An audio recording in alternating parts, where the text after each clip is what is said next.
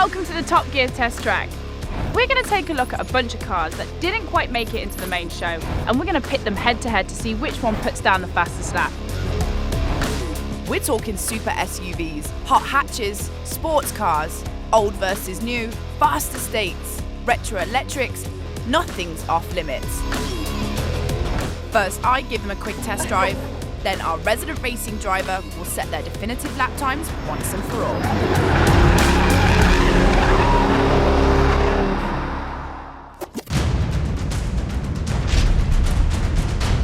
We are going to be doing a Supra shootout today.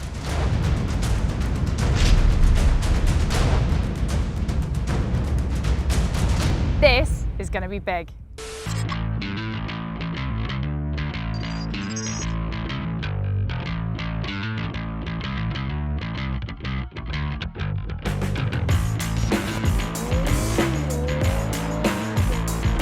Now, when they announced that the new Supra was coming in 2019, I remember thinking to myself, it's all of my young girl dreams coming true. The chassis feels nice and nimble, it's got great feedback through the steering wheel, and it's quick. The gearbox to me feels very BMW, can be a little bit laggy in places, but she still feels good taking her around the Top Gear test track. It's almost unfair to pit the new Supra against the old Mark IV. It still has that 2JZ engine, which is what made it a legend in the first place. So let's see what it's got.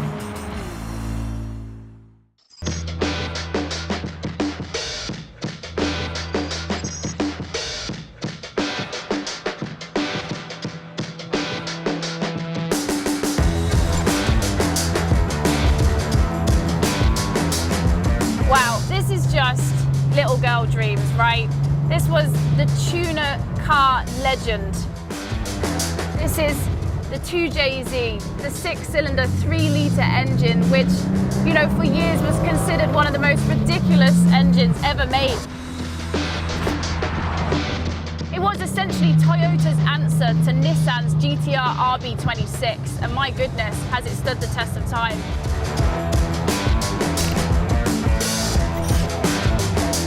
I think this car will put up a fair fight against the A90, but I'm going to go ahead and say that because of the fact that it's mechanically got more grip, I'm going to say that the A90 Supra might have the edge on the track.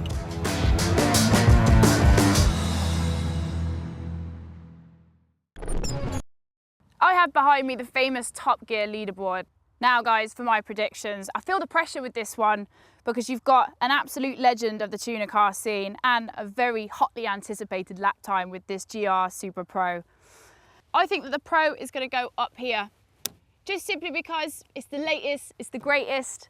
I think we've got a good chance out on track. But then we come to the Mark IV. Now, I'm such a fangirl. For me, this is always going to go up here in comparison to all these cars. But let's be realistic. I think the Stig might have a little bit of mechanical sympathy when he drives this thing because, you know what, at the end of the day, she's an older girl. I'm going to put her here. Now all we need is a driver. Well, lucky for us, we've got one on hand. 3, 2, 1, go!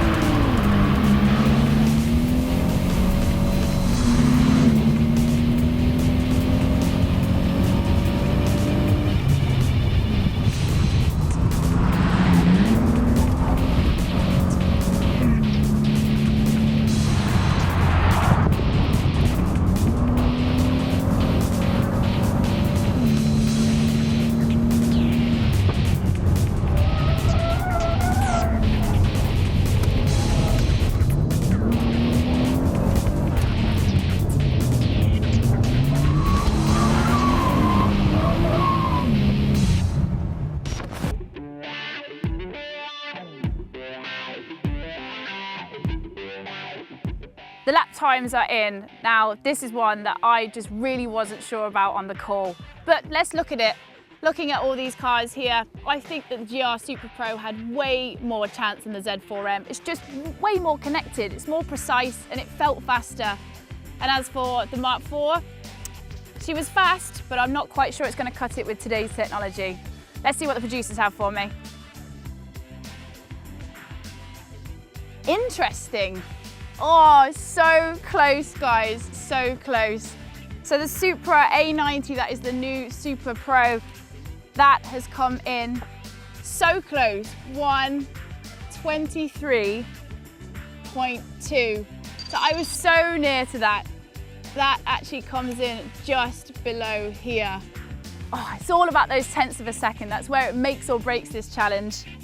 And now for the Supra Mark IV. Now I'm hoping that I've underestimated it, and I haven't actually. That made it in 133.3. So she slipped a little bit further down than I thought she originally would. But you know what? It doesn't matter to me because the Mark IV will always be king in my eyes, guys. I don't care what the leaderboard says.